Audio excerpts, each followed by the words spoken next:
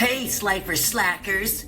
This is Tony Salerno, the original Chaz Princeton, and I'm here to introduce a semi-interesting YouTube channel that goes by the name of Anime Egotists. I guess I can relate to it, seeing as that ego is pretty important to the Chaz. The question is, are the Anime Egotists important to you?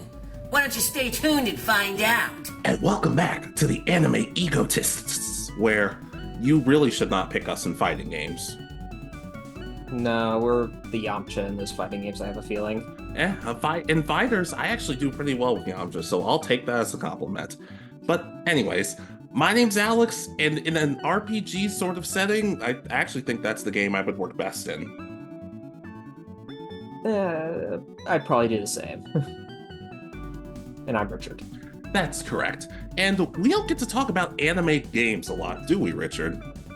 No, we've done it a little bit in the past, talking about like our dream games for specific franchises that we both really enjoy, but we never really talk about them in general. That's correct. Because sometimes, a little bit of a hot take, sometimes it's more enjoyable to enjoy anime through the games themselves. You get to play alongside, you get to play as your favorite characters, play against your favorite characters. And in the past, anime games have had a habit of being really, really fun. Yeah, and I'm trying to think, we're kind of here to talk about, like, again, what we really like about anime video games, but also what we've kind of discovered we may not like as much. Yeah, that's true. Look, I said back then, but that doesn't mean every anime video game nowadays is bad. Some of them are really good. But it seems like more and more, especially the last several years, a lot of anime games for a lot of fans have been, let's just say, less than stellar. Yeah, I remember people being really excited for like Shinobi Strikers, and it had its following, but it wasn't necessarily the same as like the old, like some of the older Naruto games where people who were legit fans got really excited for it. Yeah, but that's what we're here to talk about. The good, the bad, the in-between, and I guess, well, anything out between, I guess. But before we begin, thank you very much to the person who did this thumbnail, Jerry Thumbnail. I don't know if that's the name he was actually born with, but he did a great job on the thumbnail. Thank you for that. Thank you very much. Yeah, but anyways, should we start our discussion? Yeah. So, how do you want to start us off on this? All right, so I guess for me, the first few games I played growing up were like the Dragon Ball games. That's what got me into Dragon Ball Z, Budokai 3, and when my friend brought it over, and I fell in love with it. The combat was fun. The jokes worked. It did a good job of telling the story in its own unique way. And then I went back and played Budokai 2, and I still don't know how I ever beat that game, because, yeah. But it was different, because Budokai 2 had, like, this chess sort of story mode. Oh, you'd have a handful of characters, and you would just have them walk around the board, and then you'd have one of them fight Cell or Frieza, or just they always found an interesting way of showcasing the story. Whether you would want to admit that's what you wanted, that's up to you, but it was at least different every time.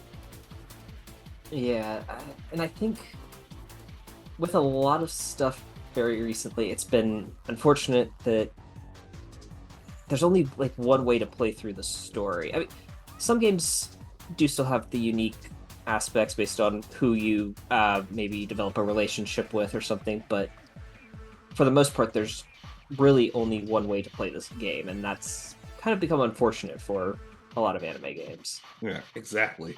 Heck, and even if that's the case, I'm okay with it to some extent. Like, for example, well, like some of you don't know, there are actually Zatch Bell video games that were released in America. They're usually, at best, they were pretty good. Well, at worst, they were downright awful, but I don't know. It's gonna sound weird, but to me, it felt like they were still fans of what they were working on. Like I don't want this to make a whole thing about, oh, it's about money, this, money, that. In a sense, it kind of is. But at the same time, though, it still felt like, oh, well, we still want to get people into this, so let's try that, as opposed to, well, they're gonna buy it whether no matter what we put on, so let's just do our own thing. Yeah, I kind of see it both ways, because it really depends on the time for me. I really do enjoy. So something that's bugged me is that I sometimes really like the when we recreate the original story of the anime. But then there are other times that I really just want something new. I want the same characters, but I want to experience something unique. And I think a lot of games, unfortunately, I play them when I want the other type. I feel like has become a problem for me. Yeah, and it's weird because Xenoverse should have been about that, in my opinion. You're telling me it's this game about time traveling and different scenarios, but rather than doing those different scenarios, it's just make sure it goes back to normal. Like, really? That's because it feels like just doing all the other stuff we do with Dragon Ball games, but just with extra steps.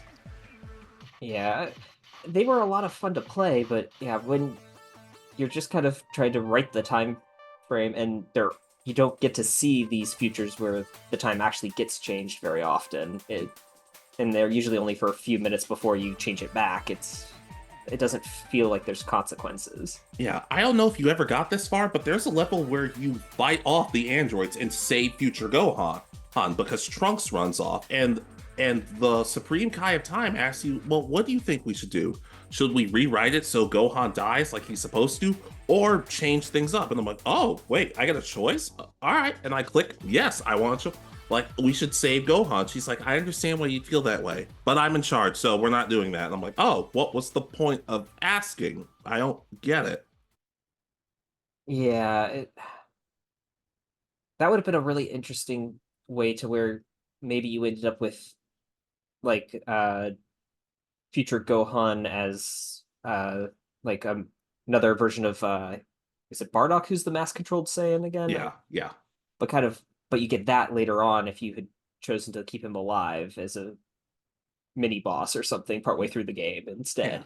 Yeah, heck, like Naruto, in one of the Naruto games, they did the same thing where in the Land of Waves arc, the old man's like, oh, well, I only paid you for a C-ranked mission, but I guess there's nothing you can. If you guys want to leave me, you can, and you actually can say, yeah, we're gonna leave you. This isn't part of it. But then it's just an endless loop. But at least that's kind of comedic. Like you would never play a Naruto game and think to yourself, no, let's just leave the old man. Let's not meet Haku and Zabuza, two of the coolest characters in Naruto. No. It would be a very different game, but I understand. Like, that one's a little I'm more forgiving of, as opposed to let's not say future Gohan. Yeah. Because that's not necessarily a critical moment. I mean, it is in the overarching story because it kind of shows that Team 7's commitment to moving on, or continuing with the mission despite being technically not skilled enough for it. But they could be a lot more. I don't know. Just when it comes to those choices, I wish there were more games that gave you options to where you get those little tidbits. You might end up with a bad ending because of a choice you made, but that's the fun of some of those older games, is that you don't always, just because you make what you feel is a good choice earlier, it can make it the ending bad because you save someone who becomes the big bad. Yeah, something like that. Heck, I really liked in one of the, what was it? In one of the old, I don't remember the game off the top of my head, but I remember that if you decided to save somebody, they did end up becoming a bad guy, kind of like what you were talking about. So I'm like, huh, I should have let you die. Heck, in Budokai 2, there's a level where you get Goten and Trunks show up, and they fuse for the Buu Saga. And if you decide that Tien and Yamcha are going to be your partners, and they're not that strong anyway, and you get them together, they actually fuse into Tien-Cha. He's not particularly all that strong, but it's like, okay, you're giving me something weird, and that makes me want to. You're giving me something different that makes me want to continue playing the game. Yeah, I remember watching videos of that fusion. It's just, especially when you watch the failed version of it. I don't know if that's the same game, but it probably is. But you can get like the fat and the skinny versions, and it's just so funny to see. Would you believe I've actually lost to one of those failed fusions before? Tell me you were at least on hard mode. Yeah, sure. Let's say I was. Okay. Heck, there's even a what if in another Dragon Ball game where Krillin sacrifices himself for 18 and he gets absorbed by Cell and he's significantly weaker, and Tien's actually able to beat him. And I'm like, oh, sure, why not? It's actually a negative to absorb Krillin for a fight. You don't gain any powers, you just get very short, from what I remember. And then it turns out Cell was dreaming. He's like, oh, I really should have shortened the wait time for this tournament. I'm like, yeah, I never really understood that myself. But just different, unique stuff. Heck, in the Naruto games, you even get different jutsu that aren't used in the show all that much. Neji has a technique in one of the games that would presumably shut off an 8 Gates transformation. So I'm like, huh. If he and Lee built up their rivalry more, but he found a way to stop the 8 Gates somehow and Lee had to overcome something else, that would have been super cool. Yeah, that was, and something with these powers and stuff is, I remember a lot of these games having, where you might start the story over again, but you kept your, like, powers, abilities, and level up.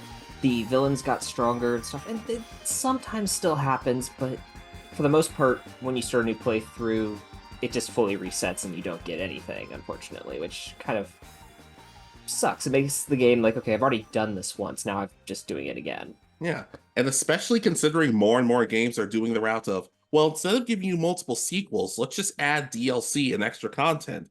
If I feel like I've already played everything and I'm looking at the DLC, I'm like, this isn't really working for me.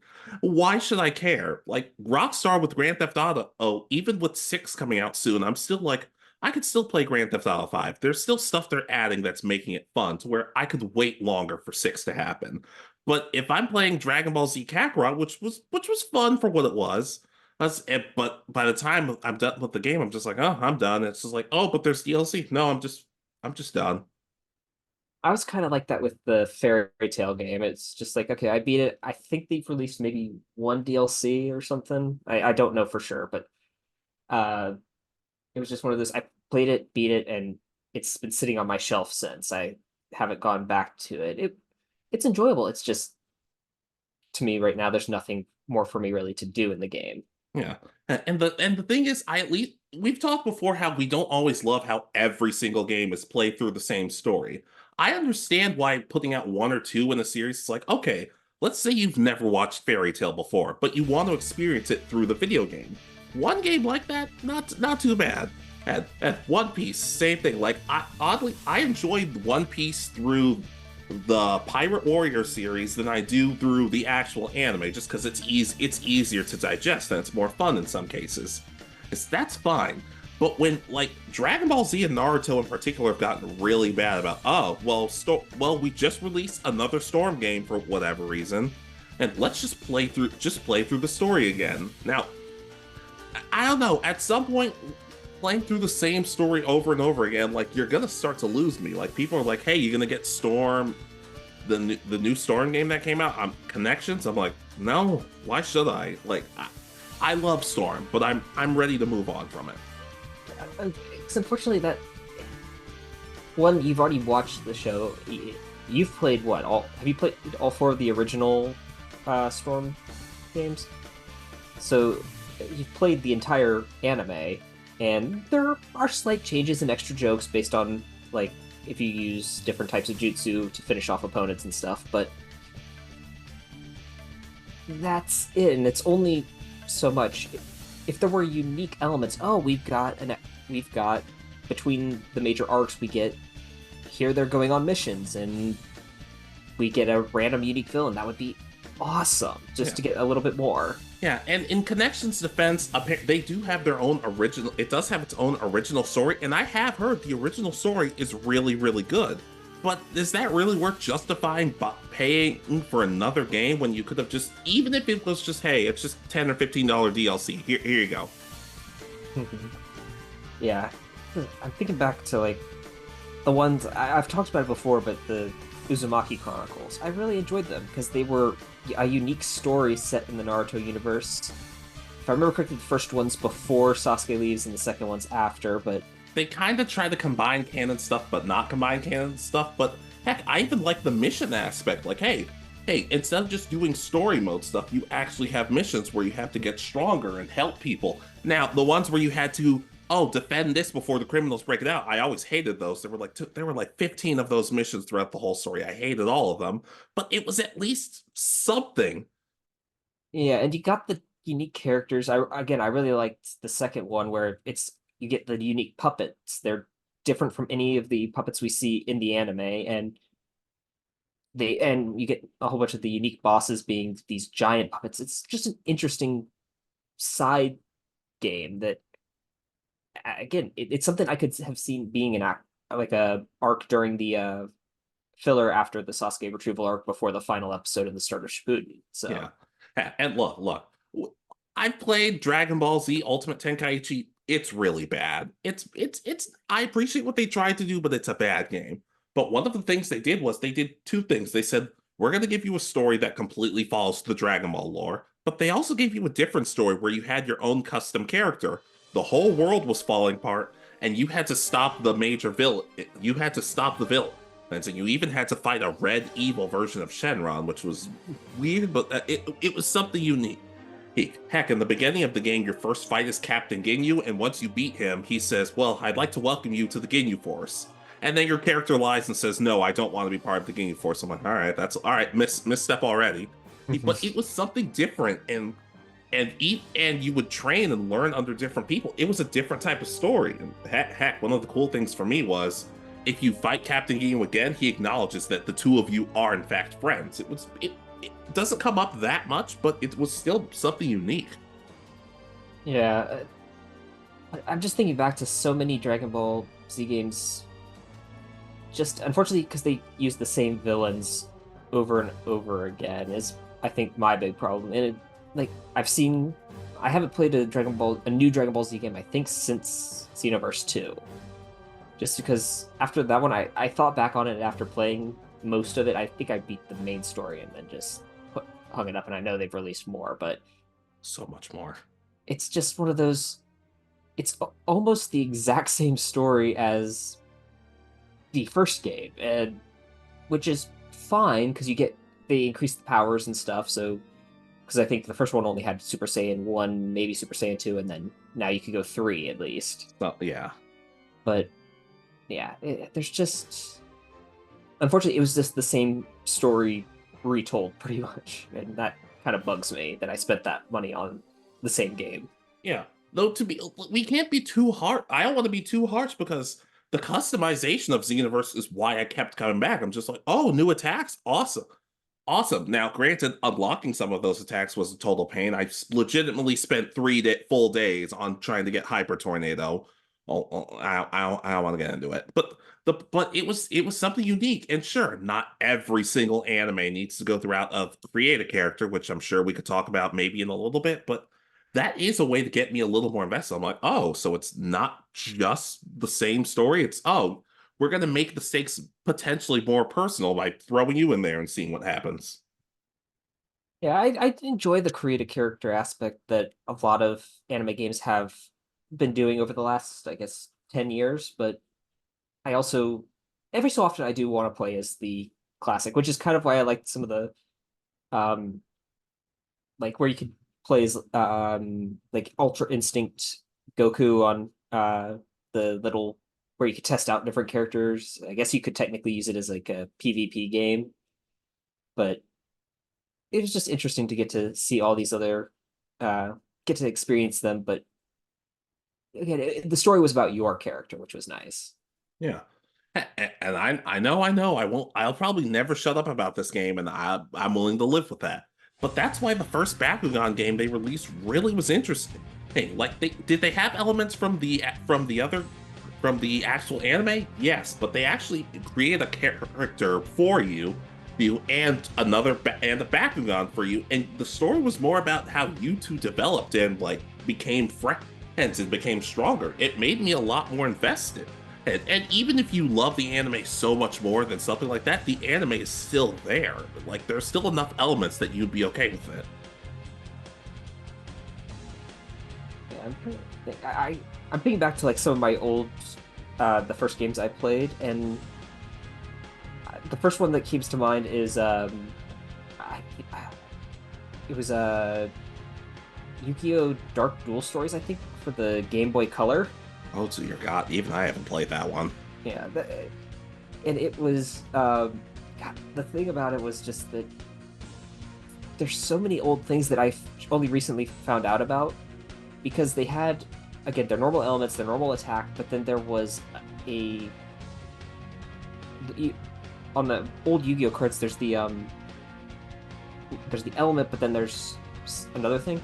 They took that into account. So if you attack like a wood element or whatever, or it's called with a fire, apparently it would you'd automatically win, even if you were like way weaker. And it's Yeah, stuff like that that I didn't remember. I didn't know as a kid. I just played the game as like, okay, if I have the big monster, I win.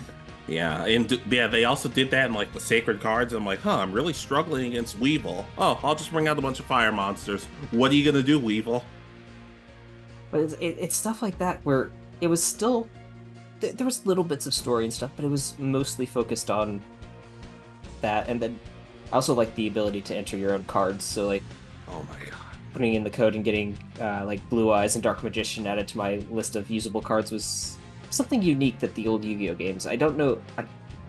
I don't think a lot of the modern ones allow anymore, which is No, kind of sucks. they have their own way of doing it, but like even like, and that's the thing. We had so many good Yu-Gi-Oh games growing up, even if it was just playing through the same story. Like I've said before, the Tag Force games, it feels like a visual novel, but but you get to build dynamics with people and do their stories. Like you can help Chaz after he's developed. You can help Chaz before he's developed and just take over the school. Well, in a not as good story, but I at least appreciate what they were trying to do. It gives closure to a lot of the characters and stuff. Heck, Richard, there's a Yu-Gi-Oh game on the PS2 that they based on the War of the Roses. Yeah, I remember seeing images of it because it's a board game, isn't it? More So like a sort of, tabletop. yeah, yeah, yeah. It's ridiculous. I want to talk about it more one day, but it's ridiculous and it's silly. But I'm like, it's not boring. Also, the soundtrack's incredible. It's one of the better soundtracks I've heard in a minute. Yeah, I remember seeing images from it because you use the. I don't remember if you duel. Do you actually duel in that one, or is it? It's a Yes, full tabletop RPG though as well, which is weird. like you move your cards across and then they battle with each other. It's the same rules of Yu-Gi-Oh, except it's also combined with a board game. Yeah, it's one of those that it's like that's an interesting concept, and I don't know if it's available anywhere readily accessible or not to give it a And shot. I have my copy lying around. You can borrow it. Maybe. What system is it for? PS2. Oh, okay. I still have mine set up. Yeah. But like I feel like it's like I've said, like Yu-Gi-Oh doesn't do that anymore. Now it's just, oh, we're just gonna play this. We're gonna play this like I don't even know what to fully call it. Yu-Gi-Oh games have become dual simulations. Exactly. And Dawn of the Battle Royale, that's the Rush game they came out with. It's good for what it is. It's a little too small, but like to me, that's a sign of okay, maybe Yu-Gi-Oh games could be coming back. You're your own character. You're kind of a main character. You're kind of the hero of the story, but it also helps mix in the canon elements of the story. Like you get to meet Yuga and Luke and everybody else. Yeah, I liked thinking back because I remember there was one that was based specifically on Battle City, and I remember I rented it from Blockbuster and really enjoyed the heck out of it, and hate that I never went and bought it because it's one I've never finished, and I don't even know where my DS that can play Game Boy Advance games actually is right now. Is it the Sacred Cards? It might be. I just remember like because you've got the main world and you face some of the villains and stuff as like right before Yugi faces Arcana, you face Arcana. Yeah, but it was Battle City, but different. There was extra layers because you're a unique character. You don't get any customization besides your deck, but you were a unique character. Yeah. Heck, and you even I remember you even kind of build friendships outside of the main cast. Like I remember you beat Rex Raptor for his locator card. And if you go back and talk to him, he's like, "What? What do you want? You want to rub it in?" And you can say, "No." He's like, "Oh, you just want a rematch? Oh, sure, okay." Hey, and he even tells you, "You better win this tournament." Like you kind of become friends with him. It's not important to the story, but it's kind of cute. I don't know. I liked it. Yeah, but again, as I said, a lot of the Yu-Gi-Oh games, at least the modern ones, have felt very much just duel simulator. You can use like either the custom decks for specific like if you're playing through the story most of the time, you get like, here's Yugi's deck. Now beat Mako Tsunami, and then you have to beat one of the Paradox brothers, and then it just keeps going. You play through all the Duelist Kingdom with Yugi's deck, and then you jump and you play with Joey or something, and then it's done. And then you might get to create your own deck, but then it's just a simulator. You don't use your own deck. It's just unfortunately disappointing. Yeah, it really is frustrating, especially for games that, even if some of them were not fantastic, it still gave you a little bit of something different. There's a game where you have your own duel spirit, and you kind of just go through the story of Duel Academy. I don't know, it's something unique. And yeah, like I said, the War of the Roses thing is kind of ridiculous when you start to think about it for more than 5 minutes, but it was something unique. Yeah, as I said, I would love one where maybe you start out with just kind of a base deck. It doesn't have to be anything necessarily special, but then you can go to Grandpa's card shop or whatever the places that you get cards and get to open packs, and you're trying to build an actual deck with a specific archetype or something, and you can actually do that sort of thing without having to spend real money for packs for some of these games, unfortunately, that it's become. Yeah. Yeah. And look, I understand to an extent why Dragon Ball gets the why you would want a game that tells the basic story. Like I said, sometimes it's more enjoyable to do it through the video games than the anime. But it's always the same anime, I'm starting to notice. It's always Dragon Ball, it's always Naruto. Oh, and I know it's going through a little bit of licensing hell right now to some extent. But if you told me in a month, like next month, it would be announced that, hey, we're finally getting a video game that tells the whole story of Zatch Bell, well, but there's no customization or anything, I'd still be happy. I'd be like, well, I never got to experience that much of the complete story, so it makes sense. A lot of the modern anime, we've seen it. We've seen it a lot. I don't need to see it again. But if it's something like Zatch Bell or, in my case, Fairy Tail, I'm like, all right, I'm willing to play this one and to see where it goes. Yeah, and if we got more of those side animes getting more than like a mobile game, because I'm noticing a lot of animes get here's a mobile game that you can download. It's like, but this could be such a good like full game where you may not have the same powers or something, or maybe you do play as the main character and get to know more about that.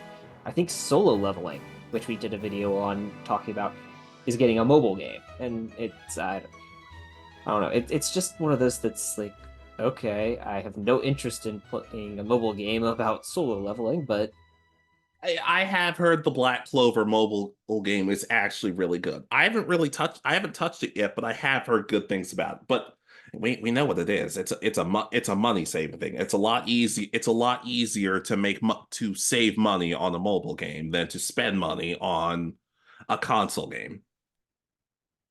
true, because I think because you have to pay the company that makes the console to release it on there, from my understanding. Yeah. So Yeah. And heck, I'm enjoying I still play Yu-Gi-Oh! Duel Links on a fairly regular basis.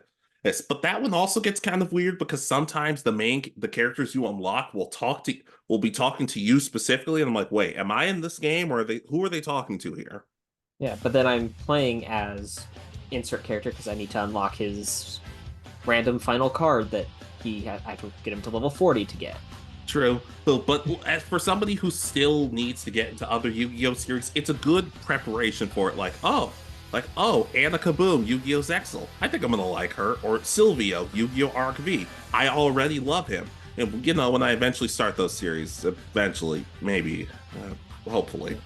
I mean, that one's a good one because again, it's free because you can download it on an app store.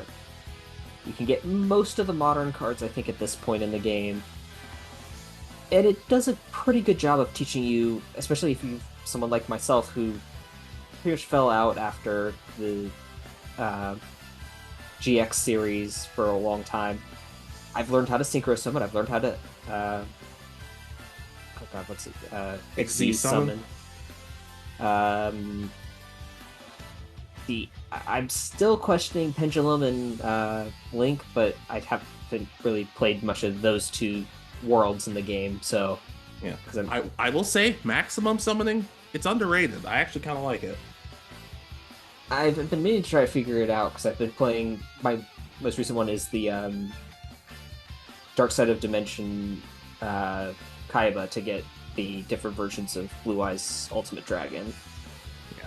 Yeah. Heck, like I've said, I guess technically it counts as an anime game, but Pokemon Masters EX, I've said before, I kind of enjoy it more than I do than I have the past couple of like console games, because like I don't know, like it's a lot to take in, but at the same time, it does sort of feel like they're listening to feedback. Like, hey, oh, you want this character to get another Pokemon? Okay, yeah, let's do that. Oh, you want more gems for these sort of things? I don't know.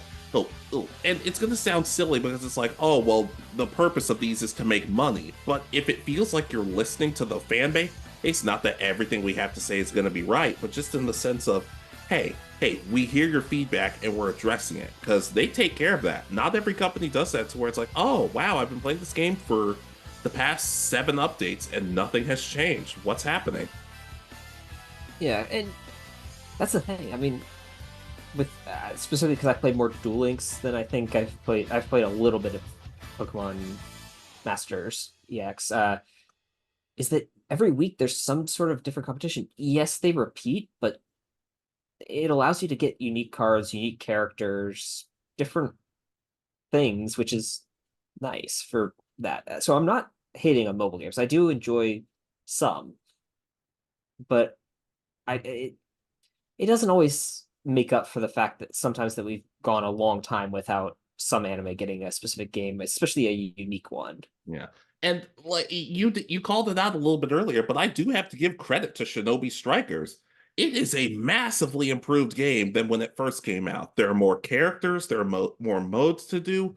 Who heck, apparently they're talking. I don't remember the specific article. I think I may have sent it to you, but I think they're talking about like adding ninja hounds and stuff. I'm like, oh, that's actually that actually gets me out of bed. I'm actually curious about that.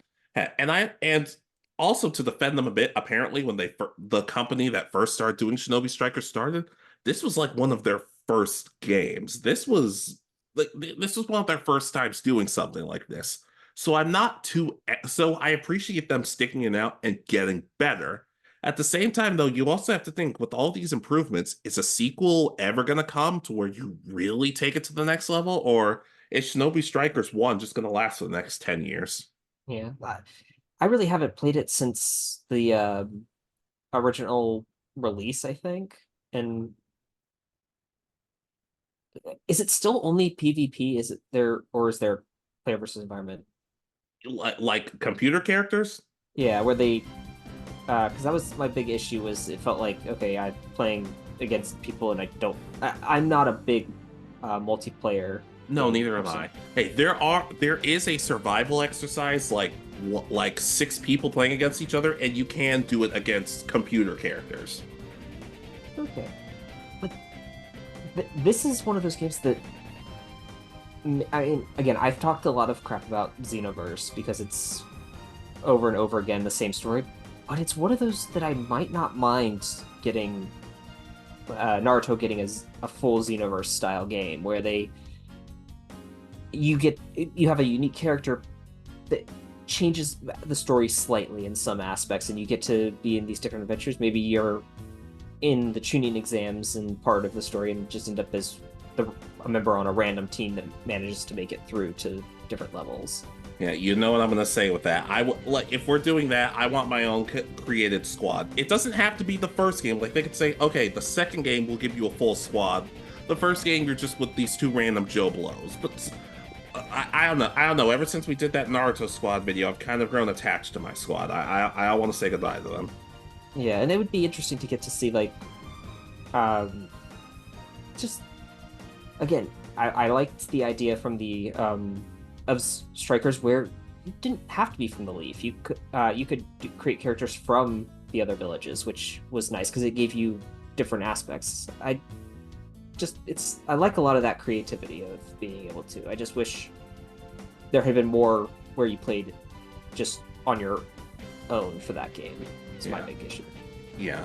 Yeah, and I to kind of I don't want to throw too much shade at Xenoverse, but one of the problems with that will end, which sadly does like concern me with some games, is there are a good amount of transformations, but like 90% of them are for Saiyans, and I'm like, huh, what? I mean, really? There's nothing like everybody else gets one transformation and Saiyans get like 10? That doesn't seem fair. It really isn't, because I remember um, I created a second character in the original Xenoverse that was a human character, and I unlocked the first Kaioken really easily, but then was that the one that you had to do like where you had to do each like you had to unlock 3 and then 5 and then 10 to be able to access each one? Or Something like that. I haven't touched Xenoverse 1 in years. I just remember trying to get the next whatever one of the levels of Kaioken with this character. I beat most of the story and had started going back to get Kaioken, and it just wouldn't unlock. I was getting S on the level over and over and over again, and it wouldn't unlock. It took me 3 days to unlock Hyper Tornado using my Saiyan character in Xenoverse 2, and then somebody said, dude, just use a Frieza character and spam ultimate. I'm like, okay. 2 missions later, congratulations, you have unlocked Hyper Tornado. I'm like, that I should be happier, but that wasn't fun. Yeah, that's so I guess we're saying that I like the challenge of having to unlock things, but don't make it impossible to unlock, especially because if I remember correctly, this for me the Kaioken that I was unlocking was like Kaioken times 5 or something. It wasn't the highest level of it. That's terrible. So I was really annoyed that it was taking so long to unlock. Yeah. Like in Xenoverse 2, they do add stuff like, oh, if you're Frieza, you go golden. If you're Namekian, you become a giant. And everybody plays differently. And I will give them credit for that. Like, you're not going to use the same techniques for a golden Frieza form as you would for a giant super Namekian. And if you're a human, you get the Nimbus and the Power Pole. I'm going to be 100% honest. I didn't hate it.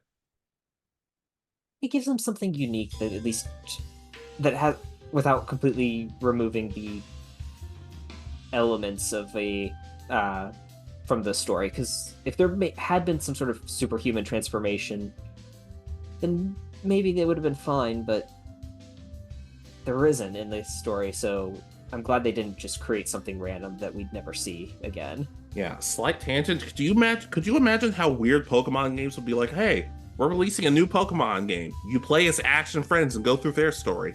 Do you know how bizarre that would be to play? Because we're just so used to just doing our own thing.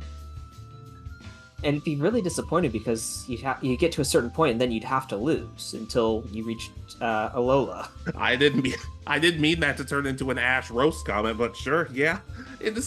I don't know. It'd just be weird because it's like, hey, Pokemon, it's your own story, it's your own adventure, and to some degree it works, and to some degree I'd still wish they would make some changes, but they don't do that. If they told me there's a Pokemon game where you play as Ash and friends, I don't think I would touch it. I'd be like, this is weird. No. They'd have to be like, I mean, maybe they could do it now where it's like, okay, we're not going back to the anime with Ash, but here is what he's up to now, and it's a unique little story where he's in some random tournament or something, and you have to get him a new team and win and all that, and maybe it's a little unique and stuff, but nah, I that's the only way I could really see it working. If he retold his whole story, that would be a lot. Yeah, I don't know. I didn't really have a point for that. It just popped into my head, and I'm like, huh. I really hope they don't do that. No, I've enjoyed a lot of the modern Pokemon games, but I understand where some people are getting, I guess, kind of tired of the same thing over and over again. Yeah. And honestly, that's like I said, like some people like the idea of creating a character. Some people just want the same story, and that's fine. But when you do too much of one thing for one franchise, you can understand why people are starting to get sick of it. Even Xenoverse, even though tried to do both and it worked in a lot of ways, but it also didn't really work in some ways. So it's just like, oh, like I said, it's time travel in different timelines. Oh no, we're just fixing it. Like what? In a series like Dragon Ball that has so many what ifs and so many question marks, like what if this has gone a little bit differently? You're just deciding no. Just like as we were talking, I just started thinking about it. A game, a franchise that I'm really surprised, especially since it's releasing its final story right now. Imagine kind of a customizable character where it story in Bleach. You get like you could uh kind of choose different your choices might help unlock like okay when you unlock your Bankai and your Zanpakuto and it could start out in the Rukia retrieval mission where your job is to fight Ichigo and the other characters and try to stop them and you work your way up and I wouldn't say you end up as like a captain or anything but maybe you could be like you're the third seat in a random in one of the squads by the end of the game where you're up there and you're maybe next in line to become a lieutenant. Hmm. Heck, we talked about with Black Clover with our characters. It's like, hey, I like being on this Magic Knight squad, but I don't just want to be some lackey. I want to work my way up, and that comes with like different benefits. It comes with disadvantages. Like, hey, if you become a captain, the missions are going to get a lot harder. But that could be the fun part. That could be the interesting part. Heck, I talked before about how the Anbu in Naruto really don't get any shine, and how like a Naruto Anbu game similar to like Kingdom Hearts 358 Days Over 2. I'm gonna pretend like that's what the name of it is when I played it. Like that would be kind of cool. But let's flip that. One of the best groups in Naruto. Imagine if you had a character in a game and instead of being an Anbu, you were like an Akatsuki member or something like that. You told me that was happening, I'd be like, one for me, one for Richard. Richard, you're covered. Yeah, because again, we've talked about possibly playing as villains or anti-heroes, which can be a lot of fun because a lot of anime games, unfortunately, not necessarily unfortunately, but they come out and they only focus on the protagonists of the series. You don't get their dark rivals or their people who do questionable things maybe for the wrong reasons or for the right reasons. So you getting that unique aspect of a game. I mean, imagine being well, there's Skull and Bones, but I was thinking like a pirate game based on like the One Piece universe. We've seen Luffy, and Luffy's nice and friendly, but he's like the only pirate that's like that. But imagine if you got to play as one that there was a little bit of that. You might still fight for good, but you still rob from people on an occasion or something. Heck, imagine if your character worked under Smoker or something, because Smoker he had a little bit of a stick up his ass sometimes, but he was still a pretty chill guy sometimes. Like he's not somebody who you would hate working under. Maybe a little scared of the guy, but like I don't know. Yeah, there's just a lot of really unique characters in games that I think that again we've talked a lot about this series that have gotten games in the past or have gotten games recently. I'm trying to think of franchises, I mean, that really deserve some love and getting a really nice game. I feel like we talked about doing a list about that one point, and we just never decided to do it. But I'm game for doing pun somewhat intended. I'm game for doing it. Yeah, no, I think that would be a fun one to do. I could probably do that one in really quickly, actually. Yeah, and the crazy thing is, I don't need all these games to be creative character. They could be, but I don't necessarily need it. I'll keep that. I'll probably knowing me, I'll probably have that list done by the time we're done recording. I'm already starting to think of like, oh, that would be a good one. Ooh, that one would also be fun. Oh my goodness! But just taking it to a different type of game like we had Jump Force a few years ago. It it wasn't good. Because that's one of those that you fight the same like with how to put it. Different animes fight each other, right? Yeah, there is a custom character, but I'm gonna be honest, I kind of forgot everything about the one I created. I never really played Jump Force, so I really have not much to say. I remember you playing it somewhat, but that's about it. Yeah, and compared to J-Stars that came out several years ago, J-Stars was kind of a mess to play sometimes, but I at least felt like it was fun. It took care. It wasn't taking, oh, well, Frieza, we're gonna have Frieza versus Asta. Like, it didn't, it was, it, they did have stuff like that, but they also had ridiculous things like, hey, you know Chitsuge from Nisakoi who has no special powers whatsoever? Imagine her slapping Madara upside the head. Like, it wasn't afraid to have fun with that sort of thing. I remember because it's J-Stars that has Yugi and Kaiba in it, right? Jump Force has Yugi and Kaiba. Okay, well okay, so Jump Force. Okay, I just remember finding it absolutely hilarious when it's like, okay, you do know that they're playing with holograms, right? Yeah, I never quite understood. I never quite understood that myself. Oh, but just I don't know. It like it's gonna sound cheesy, but it felt like when they made J-Stars, they were all having fun with it. They were just like, okay, let's get ridiculous with it. Let's get ridiculous with this. Let's have Psyche go up against Frieza and just absolutely demolish it. Demolish him. Let's have Lucky Man and Kenshiro team up, despite the fact that one's a happy-go-lucky person and the other's Kenshiro. Just like, and Jump Force was just like, oh, well, we have 4 My Hero characters, 4 One Piece characters, no Gintama, no Beelzebub, no, oh, You wonder why the game didn't do so great. It removed all the side characters that were from more nuanced, I guess the word for it, animes where they're not among the big ones, but they're fairly popular. Yeah, but with all that said, I'm excited for Sparking Zero. I'm looking at Sparking Zero and I'm like, oh man, this looks good, and it's kind of starting to get to me. Okay. I'm not really. I just don't have time. I'm actually just starting out on my hopefully first full playthrough of Persona 5. I've gotten into the first castle part and all that, and I just haven't had time the last 2 weeks to play more. I really wanted Royal. Royal, and that's the one I have. Yeah. Had I known ahead of time, because you talked about it before, but had I known ahead of time, I would have just said, just do Strikers. Strikers might be a little more your speed, Eden. It's a little less time consuming. Yeah, if I like this, I may get it. I'm playing on my computer, so I just have to have time where my dog isn't freaking out and I'm not at work for multiple extra hours. Yeah, that side tangent about Persona, it's kind of weird because half the characters don't even return, because it's like, you have these 2 characters in Royal, you've grown to like them? Well, they're not in Strikers. Oh, okay. Oh, these 2 characters in Strikers? Yeah, they're not in Tactica.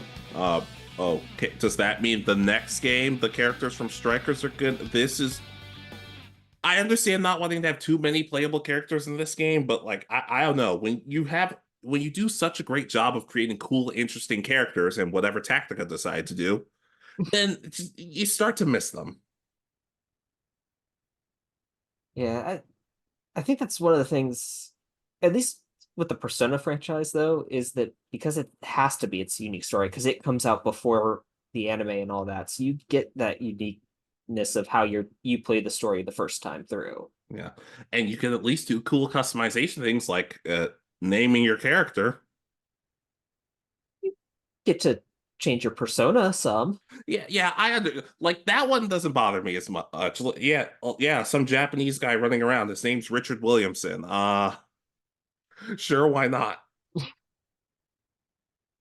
But yeah, I don't know. I'm trying to think of what else you could do with that. I mean, I guess you could do a full customization at the start of a game where you get to design the character a bit, but they'd still have the same interactions, I think, throughout the game. You can't change the personality too much in a Persona game. Yeah, well, you could at least change your personality. Like, you could be nice to people all the time, or you could just be a total troll, like I decide to do, to make people wonder why is he in charge? I don't understand.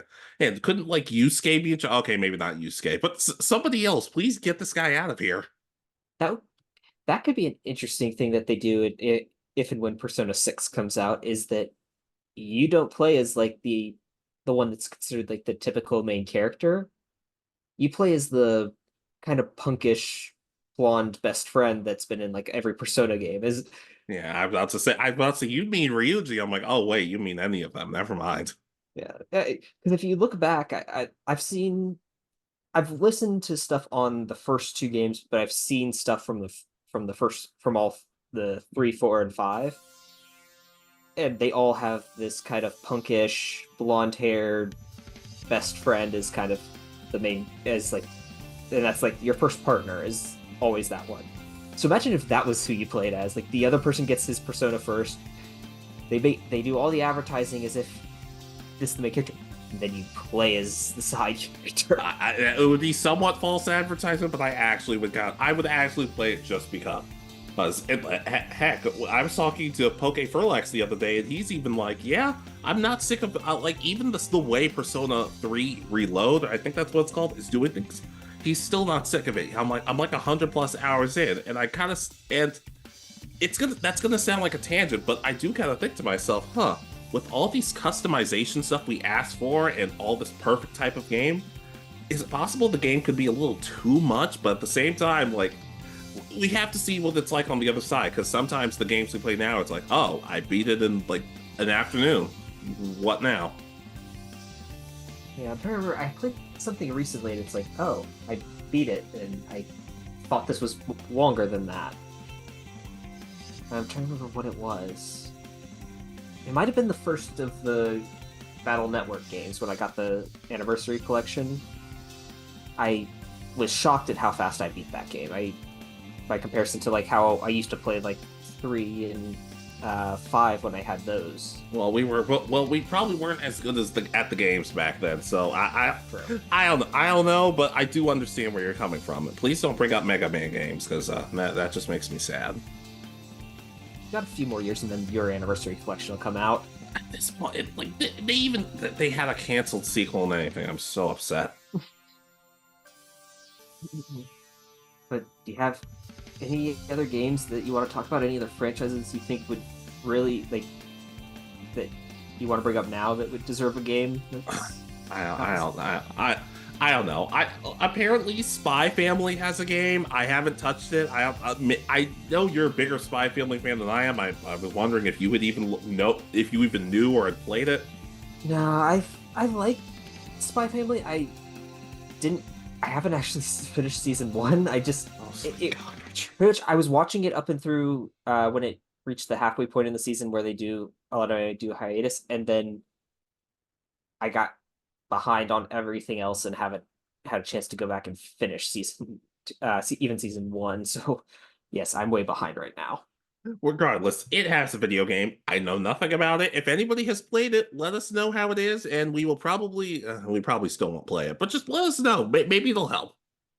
Yeah, I mean, again, I talked a lot of shit, I think, on Xenoverse games, but I still really, every so often, I go back to Xenoverse 2 and do still enjoy it. It's just, when I look back on it, it's like, wow, this is just Xenoverse 1, but all this stuff should have been downloaded into Xenoverse 1.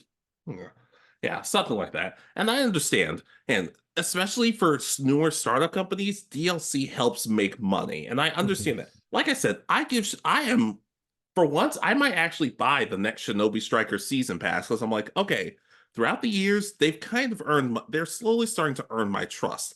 Is it the perfect Naruto game that I want? No. I don't know if it'll ever be that. But like I feel like they're constantly improving it. And if you only release one game every 10 or so 6 or 7 years, but you're consistently improving it, do I necessarily love that model? Not necessarily, but if the game's improving, who am I to say no to it? Yeah, if they make it fun enough to come back to, then yeah. If it's just a random extra skin or something, I usually ignore it because I've seen that a few times, unfortunately. Yeah, like the second that the season pass comes out, I'm texting you about, hey, the Ninja Hounds are actually you might want to try this, dude. Okay, then I'd have to say I think I might have bought it digitally, but I can't remember how I played the Shinobi Strikers originally. Yeah, and like I said, I'm just waiting on my summoning giant clam, and we'll be all set. Just it fills up the entire stage, and you're just like, no one can move. So who wins? Nobody. We're not able to attack each other, so we all have to sit here for 5 minutes. and it's until the game's over. Can somebody just kill the clam? No, it's a giant clam. How are you killing it? Yeah, I don't know. Yeah, good God! Now I miss talking about our Naruto squads. I've like that. That's one of my more favorite ones. Never mind. Well, I don't know. Well, maybe we can figure out a way of doing like some missions that we go on or something. But we'll have to figure something out for that. Yeah, I can agree with that. But is there any like wrap ups we have on anime games? No, I think we're in a good spot. Yeah. Like we said, not every anime game right now is bad. It's bad. Heck, some of the ones we grew up with weren't that good to be honest. But the level of creativity and just excitement we had kind of varies. I'd love to be excited right now for other games coming out like I am for Sparking Zero, or to an extent the new Shinobi Strikers season pass or update. Hey, and I know things are different right now, but I'm still excited. I can be excited. It doesn't always work out, but I'd like to think that anime games could become something really special again. Yeah, I think if more franchises got full games released, there'd be interesting ways to let people explore a series before they actually maybe jumped all the way into an anime, especially ones like One Piece and stuff, where they're a little too long to do if you are new to anime. Exactly. Hey, and we'll probably do a list someday of anime that need video games, and I'm gonna have to try my hardest not to copy some of yours. So it might, but I still think it's manageable. Yeah, I've got some anime that are kind of put off to the side, but it's like, okay, that would be an interesting one. But I can understand. So, are we ready to close out? I believe we are. All right. So, ladies, gentlemen, and others, what are some of your favorite things about anime games? What are some things about anime games that you would like to be changed, or do you have your own ideas? Just let us know. And like we said, just let us know if you like these more discussional conversation type pieces. Yeah, and I mean, are there any games that we either gushed on or talked shit about that you feel that are more deserving of either the love or the hate, and how you feel about those? Yeah. And if there are no let us know about any games that maybe you've played that we didn't touch on that much or haven't given enough of a fair chance. That's something. Just let us know and we'll get back to you. Yeah.